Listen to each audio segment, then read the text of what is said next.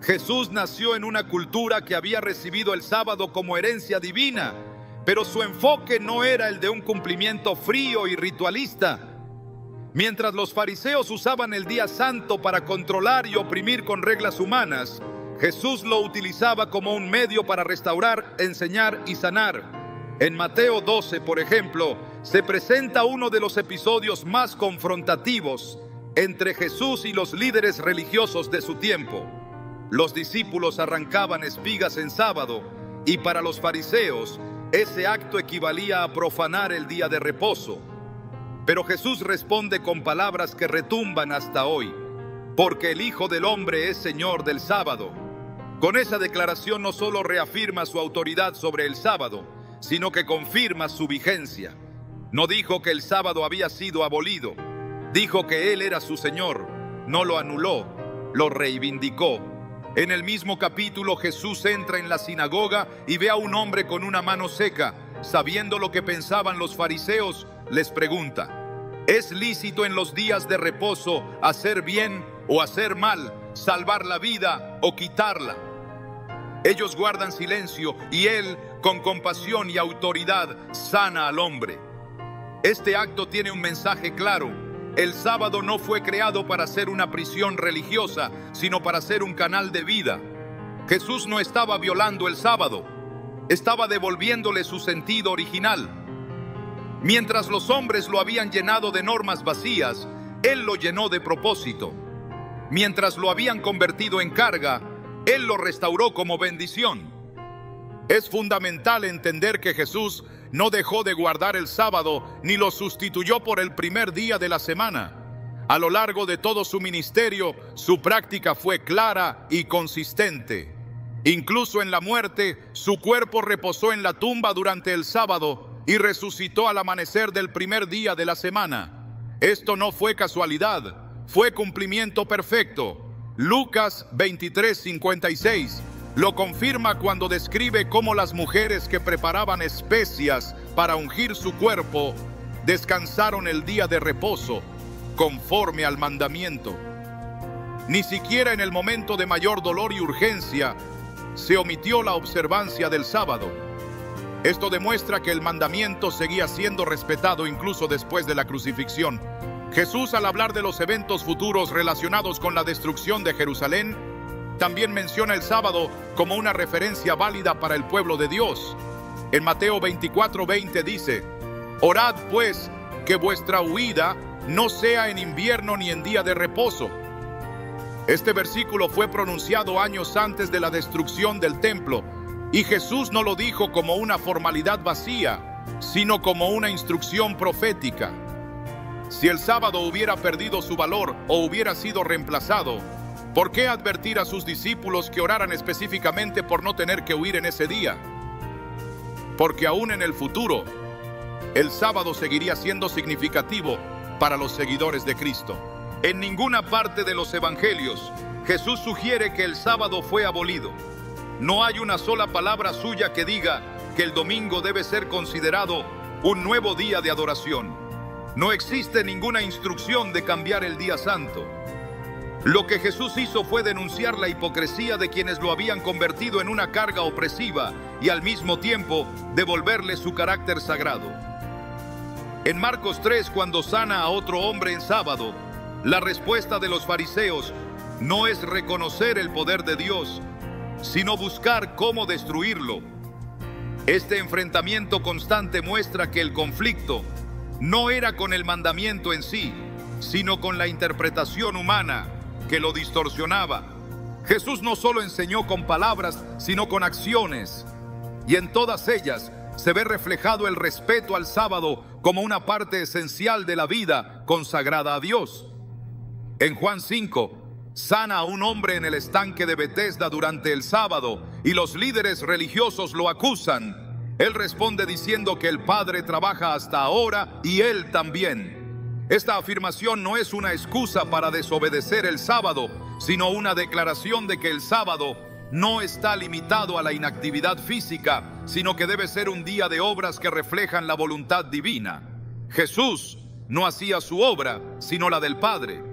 Y el sábado, lejos de ser una interrupción de esa misión, era el contexto perfecto para manifestarla. La idea de que Jesús abolió el sábado no resiste un examen honesto de las Escrituras. Todo lo contrario, su vida confirma el valor del sábado como una institución permanente y relevante. Desde el principio de su ministerio hasta el final, el sábado fue parte de su práctica y enseñanza. Y esto no debería sorprendernos, porque Jesús dijo claramente en Mateo 5, 17, 18: no penséis que he venido para abrogar la ley o los profetas. No he venido para abrogar, sino para cumplir. Porque de cierto os digo que hasta que pasen el cielo y la tierra, ni una jota ni una tilde pasará de la ley hasta que todo se haya cumplido. El cielo y la tierra siguen aquí, y con ellos la validez de los mandamientos, incluido el sábado. Cuando examinamos con cuidado las enseñanzas de Jesús, vemos que Él nunca actuó en contra de la ley de Dios. Al contrario, elevó su significado. No se conformó con el cumplimiento externo, llamó a la obediencia del corazón. En este contexto, el sábado no es una formalidad, es una experiencia viva, es una forma de alinearse con el ritmo del reino. Es un testimonio silencioso pero poderoso de que seguimos al Dios de la creación y al Salvador que reafirmó cada palabra del Padre. A lo largo de la historia, el testimonio de Jesús ha sido tergiversado para justificar tradiciones humanas, pero las Escrituras permanecen y ellas nos muestran que Cristo no introdujo un nuevo día de reposo, ni reemplazó el sábado por el domingo. Lo que Él sí hizo fue restaurar el sábado como lo que siempre fue: un deleite, una señal, una oportunidad de encuentro con Dios. En Isaías 58, 13, 14 se nos da una visión de lo que significa verdaderamente honrar el sábado. Si retrajeres del día de reposo tu pie, de hacer tu voluntad en mi día santo, y lo llamares delicia, santo, glorioso de Jehová, y lo venerares, entonces te deleitarás en Jehová. Este es el espíritu que Jesús vivió y enseñó. Lo que muchos han pasado por alto es que seguir a Jesús implica imitar su ejemplo, y su ejemplo respecto al sábado es incuestionable. Él no enseñó su anulación, no promovió su olvido, lo santificó con su presencia, lo llenó de significado con sus acciones, lo proclamó con su vida. Ignorar esto es ignorar una parte esencial del testimonio de Cristo. Y cuando se ignora esta parte, también se oscurece una de las puertas más profundas hacia la comunión con Dios. Jesús, como Señor del sábado, no usurpó una ley que debía desaparecer. Se presentó como aquel que la entendía en su profundidad más pura, no como un legislador que viene a destruir, sino como un redentor que viene a restaurar. Este entendimiento es crucial para cualquier creyente que anhela seguir a Cristo con fidelidad, porque no se puede amar a Jesús y despreciar lo que Él valoró. No se puede declarar fidelidad a su persona y rechazar sus costumbres, su forma de vida, sus enseñanzas. El sábado no fue una práctica cultural para Jesús. Fue una expresión de conexión con el Padre, una oportunidad de enseñar con poder, una plataforma para manifestar misericordia y verdad. Negar la vigencia del sábado es negar la continuidad entre la creación y la redención. Es cortar el hilo que une el principio con el fin. Porque así como Jesús participó activamente en la creación del mundo, como lo afirma Juan 1:3, todas las cosas por Él fueron hechas, y sin Él nada de lo que ha sido hecho fue hecho. También participó en la santificación del sábado. El mismo que dijo sea la luz, también dijo y reposó el séptimo día. El mismo que formó al hombre del polvo, también estableció un día para que ese hombre descansara y recordara quién lo creó. Y durante su vida en la tierra no se apartó de ese diseño. La coherencia entre el Cristo del Edén el Cristo de Galilea y el Cristo glorificado en el cielo es perfecta.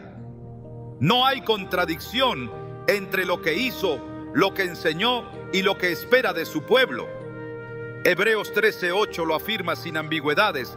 Jesucristo es el mismo ayer y hoy y por los siglos.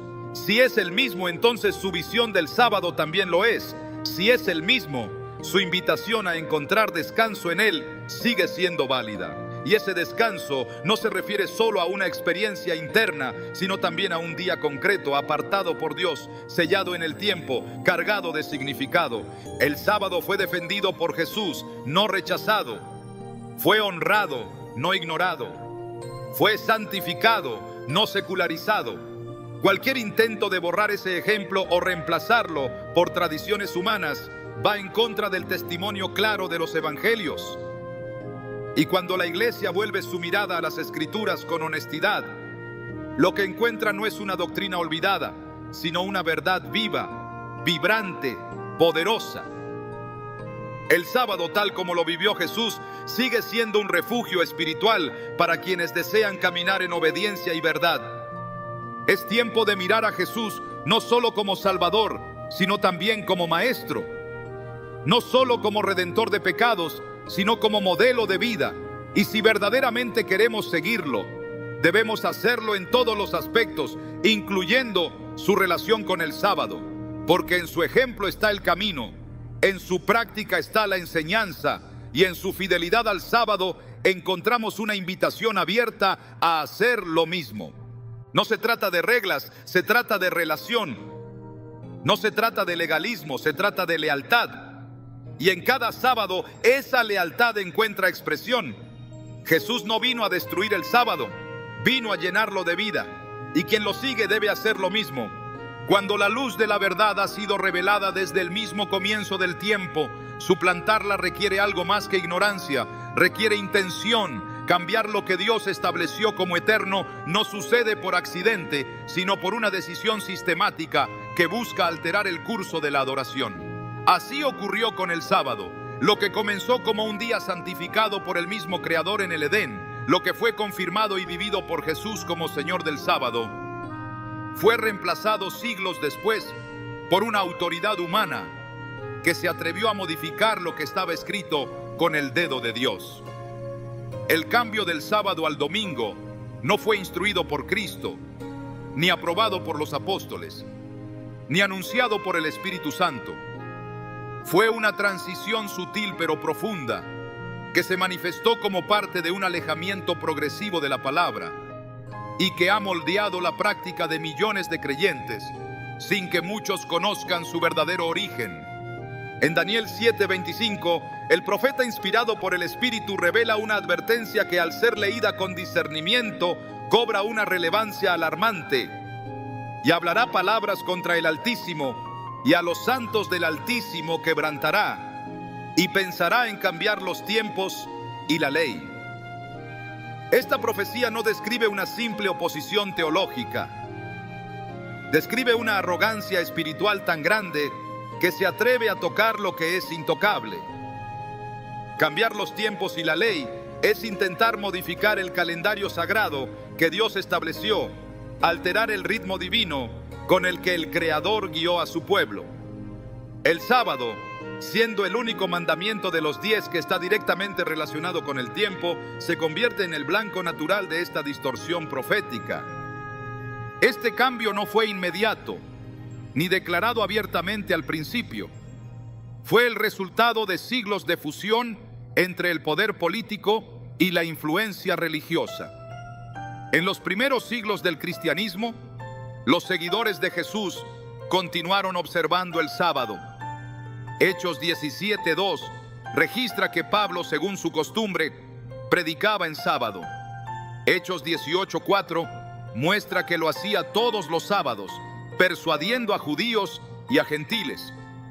Pero con el paso del tiempo, a medida que el cristianismo comenzó a ganar visibilidad dentro del Imperio Romano, surgió la necesidad de diferenciarse de los judíos, que eran vistos como rebeldes por su resistencia política y cultural.